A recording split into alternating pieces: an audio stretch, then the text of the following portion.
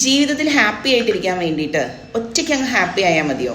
നമ്മുടെ കൂടെയുള്ളവരും ചുറ്റുമുള്ളവരും ഒക്കെ ഹാപ്പി ആയിട്ടിരുന്നാലല്ലേ നമുക്കും കുറച്ചുകൂടി ഹാപ്പിനെസ് കൂടുതൽ കിട്ടുക. അപ്പോഴല്ലേ ജീവിതം ഫുൾഫിൽ ആവുക. ഒരു കഥ പറയാം.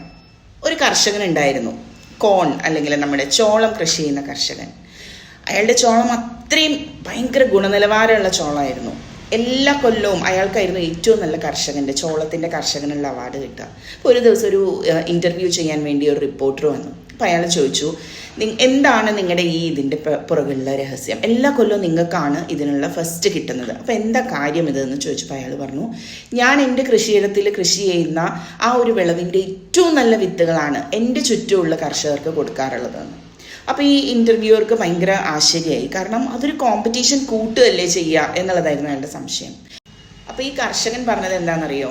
അതായത് എൻ്റെ ചോളത്തിൻ്റെ വിത്തുകൾ എൻ്റെ കൃഷിയിടത്തിൽ തന്നെയല്ല ഉണ്ടാവുക, അത് അടുത്ത കൃഷിയിടത്തിൽ പോയി അവിടെ ഈ പരാഗണം നടന്നിട്ടൊക്കെയാണ് നല്ല വിളവുകൾ ഉണ്ടാവുക. അപ്പോൾ എൻ്റെ ചുറ്റുമുള്ള നിലങ്ങളിലെ കർഷകർക്ക് വിത്തുകളുടെ ഗുണനിലവാരം കുറവാണെന്നുണ്ടെങ്കിൽ അത് എൻ്റെ കൃഷിയിടത്തിൽ വന്ന് എനിക്കും ഗുണനിലവാരം കുറവുള്ള വിളവുകളാണ് കിട്ടുക എന്നുള്ളത്.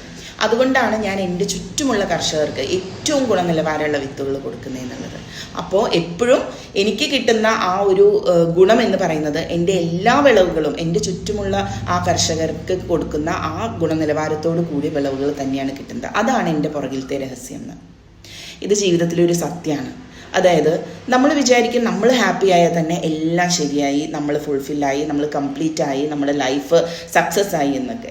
വെറുതെ വിചാരിക്കുക. നമ്മുടെ കൂടെയുള്ളവർ, നമ്മുടെ ചുറ്റുമുള്ളവർ, അവരിലെ ആ ഒരു സന്തോഷം കൂടിയാണ് നമ്മുടെ ജീവിതത്തെ കംപ്ലീറ്റ് ആക്കുന്നത്.